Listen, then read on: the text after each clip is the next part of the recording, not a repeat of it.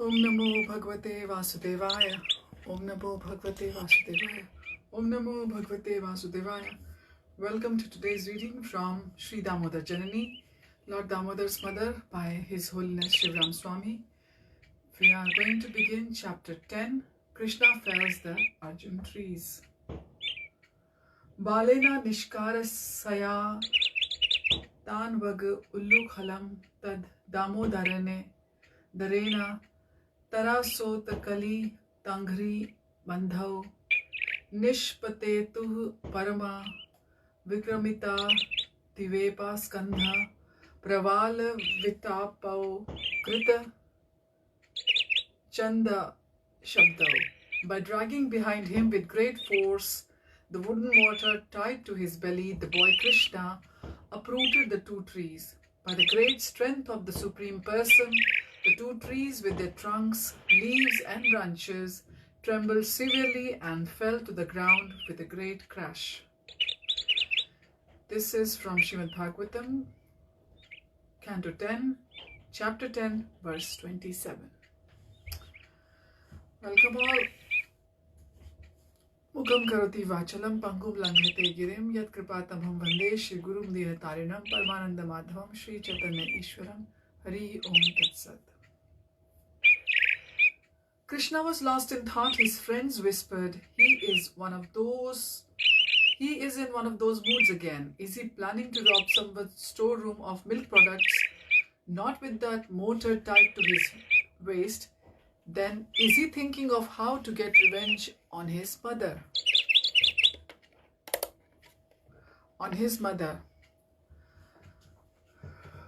He loves her too much for that. I wonder what is on his mind. Whatever it is, you will soon know by what he does or by what he tells us to do.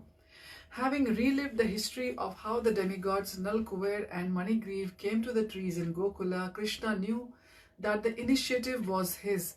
Narad Muni had promised the demigods that the Lord would free them from his curse, and Krishna, duty-bound to keep the promises of his devotees, would act according to Narad's will. He would liberate Nal Kuber and Manigriv. Krishna thought, when a superlative devotee like Narad commits me in some way, I am a puppet to their will. Moreover, purified of their offences, the two brothers' devotion to me is blossoming, and that devotion should now bear fruit. Leaning forward, Damodar began to slowly crawl on his hands and knees. His friends watched. They were like the spellbound audience of a drama, too enthralled to move or speak. Krishna turned their way and smiled. He said nothing, yet his message was clear. Sit still and see what I do now. Krishna's motions flowed in the way that waves move along a lazy river, or in the way that a small cloud floats in a gentle breeze. His progress was calm and measured. Were he to move too fast, the sound of the dragging motor could bring his mother running. If the motor comes loose, then mother will be all the more upset, and I do not need any more scolding. Krishna recalled her chasing after him with a stick in her hand, and he wanted no more of that. Besides, he was just a little boy. If he pulled too energetically, he could run out of strength before he reached the two trees. Yet despite his languid movements, Krishna was determined to fulfill the conditions of Narad's curse. Because he disseminates devotion all over the three worlds, Narad is very dear to me. For his sake, I will free Kuber's son from their tree bodies, bless them with supreme devotion, and send them back to their abode. To meet Krishna personally is a very rare perfection for which neither aristocratic birth nor untold wealth qualifies one. But it becomes possible by the will of a pure devotee. And so by Narad's intervention, Nal Kuber and Manigriv became eligible to participate in Krishna's pastime and to receive his causeless mercy. Krishna moved forward. Sometimes he pulled the motor, sometimes the motor moved on its own. By coming in contact with Krishna, both the rope and the motor assumed spiritual forms and so could act according to their own will. And both wanted to serve Krishna in their own way. The cowherd boys watched in amazement as Krishna's effulgence spread to both the rope and the motor. Their amazement grew further when the motor continued to move on its own even when the rope became slack. How is that motor moving on its own? It is not. It is rolling downhill. It is not rolling. It is sliding and never picking up momentum. Then it is sliding on its own. You are being silly. You are the silly one. How else could it be moving when the rope is slack? Look. Besides, because it is tied to Krishna like he, the motor can do anything. That is true. Look again. The motor is just like the rope. It is sometimes snaking along on its own. They are both alive. Why not? They are connected to Damodara. Whatever the rope and motor are doing, it appears that Krishna is headed towards those trees. The distance between Krishna and the Arjuna trees was closing. Observing the Lord approaching, the two trees quivered in anticipation, overjoyed that their term of exile would soon be over. Bowing with the wind, their rustling leaves seemed to say, O Lord, we offer our obeisances unto you. Intently gazing at his destination, Krishna thought, Nalkuver and Manigriv have remained passive observers of my pastimes. They are not yet participants. To fulfill Narad's words, I must draw them into my pastimes. Only with the blessings of my Leela Shakti can they be freed of their sins and be blessed with devotion. Thinking in this way, Krishna contemplated a new game in which the motor and trees were players. With redoubled determination, he crawled between the two trees, dragging the motor 4 cubits behind. The two trees had grown from the same root system, their trunks joining and separating in the form of an X, from which they then rose vertically. Although they did not entwine, they touched and so formed a small cave with their trunks. It was that cave through which Krishna wiggled without touching either tree. When Krishna reached the other side, and him expectantly. The rope addressed the motor over sideways, becoming too wide to pass through the opening in direct contact with Krishna. The motor knew the Lord's desire. Krishna smiled. Speaking to the rope, the motor said, Friend, prepare yourself. I am ready. The rope that encircled Krishna's waist was Mother Yashoda's hair ties, and the rope that secured him to the motor, silken cord used for churning. They were sturdy but relatively fine, and certainly not up to the task Krishna had in mind. But being in harmony with Krishna's will, the ropes became aglow with inestimable power. Krishna took another few effortless steps while the motor positioned itself across the two trees and the rope grew taut. For the first time since they had appeared in Vraja, Nalkuver and Manigriv felt the touch of the Supreme Lord. While the conduit of the rope and the motor, they shivered in ecstasy. The cowherd boys were still up the hill, chatting, joking, and fully enjoying Krishna's adventure. What will happen now? Watch and see. Now Krishna is really trapped.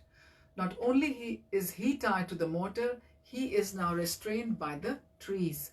He really knows how to get himself into trouble. Must be bad stars for him today. The boys laughed, and as their laughter rolled down the hill, it taunted Krishna.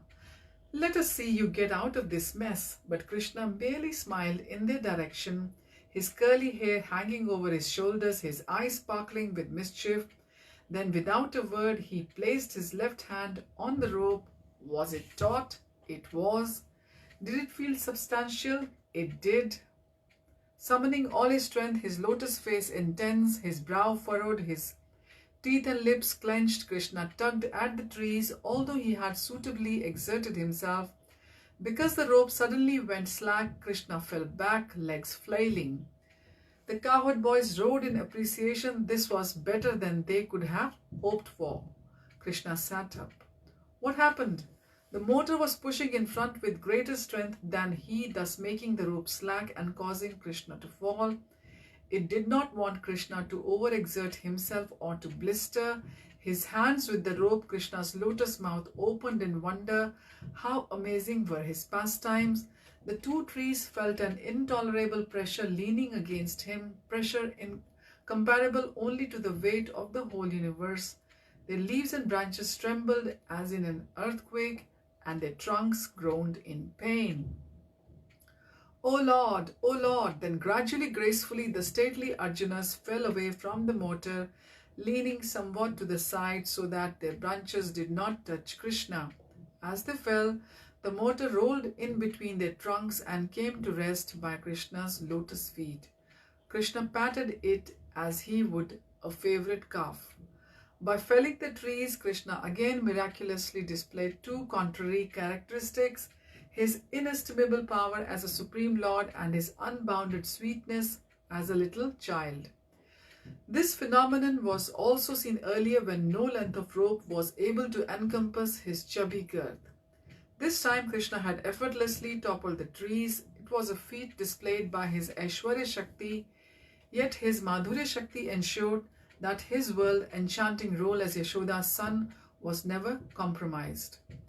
The sound created by the falling trees was as difficult to describe as it was to comprehend. The Vrajavasis would later try to exchange their experiences of it, but were unable to do so. There were two sounds that merged into one. The first was that the crack of the trees being uprooted, and the second the crash of their hitting the ground. The combined vibration could be compared to the terrible cracking of thunderbolts from some Vartaka clouds, to the unique sound of a large clay pot being punctured, or to the explosion caused by the Ashwathama's Brahmastra weapon. Whatever the tumult was like, it reverberated through the upper planets, frightened demigods, and punctured the universal shell, creating a second hole in it. As that sound approached the residents of Gokul, they wondered as to its cause. When it actually reached them, the vibration was so intense as to steal their composure and deprive them of their hearing.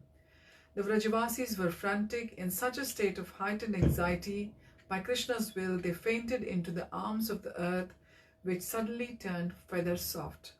Only Krishna's friends, the hands covering their ears, remained unaffected. They continued to sit where they were, calm and fearless, but when they tried to stand to help Krishna, they found that they were unable to. Yogmaya had immobilized them. Krishna needed some time alone to complete the deliverance of Nalkuver and Manigriv. Thus the boys remained curiously immobile, like figures in a painting, able only to cast wondering glances at each other. Seated on the ground with his legs spread before him, Krishna entertained himself by flicking the rope and watching it wave to the mortar and back.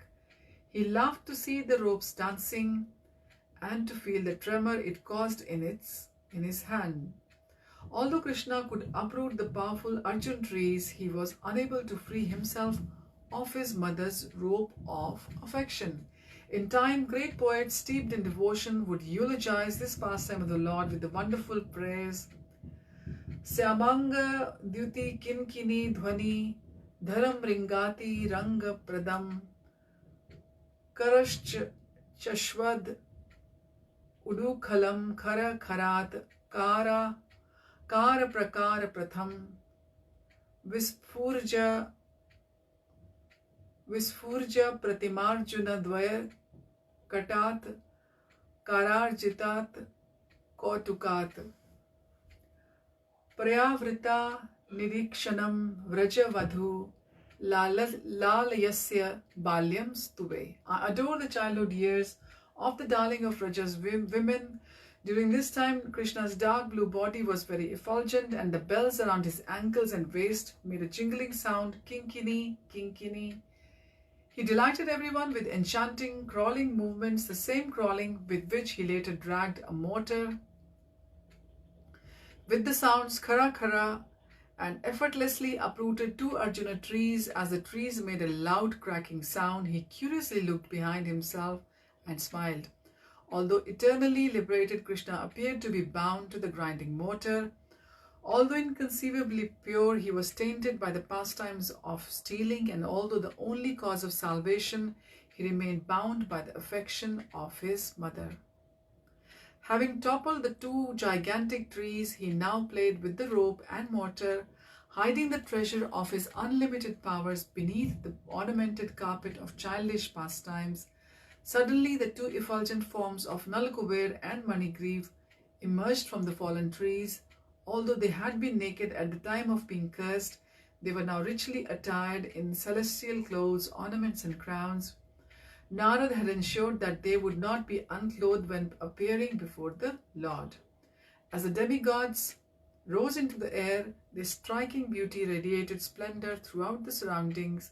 Sharing a glance of recognition with each other, they came side by side, uniting the effulgence of their bodies, and although they had lit the four directions with luster, when the Devas approached Krishna, his own brilliance further enhanced theirs. Nalkuver and Manigriv thought, "Here is the Supreme Lord for whom we have been waiting so long." Without hesitation, Nalkuver and Manigriv descended to the ground and bowed so low that their faces were hidden in Vraja's dust. Rising, they stood before Krishna, and freed of past offences, they folded their hands and prepared to offer heartfelt prayers. Krishna, meanwhile, continued to play with the mortar, sometimes pulling it towards himself and then again rolling it away. Although he acknowledged their presence with a brief glance, he seemed more interested in play than in demigods. After a moment, Krishna dropped the rope into his lap. Receiving this sign of encouragement, Nalkuver and Manigriv again bowed their heads, folded their palms, and with voices like rolling thunder began to speak. "O Krishna, O Krishna." Hearing his name, Krishna looked up. "O Lord, our being cursed by Narad Muni was but your plan to free us from a life of sin, and our being freed by you is Narad's causeless mercy upon us. We deem that everything has been rightly done, and we offer you our obeisances again and again." Krishna flashed a mischievous smile and in a silky voice replied, "Why are you two exalted demigods paying respect to me, a naughty cowherd boy tied to a mortar? O Lord, you may be tied to a mortar, but you simultaneously liberated us. Cowherd boys cannot do that. Only the master of the mysticism, the Supreme Person, can do so.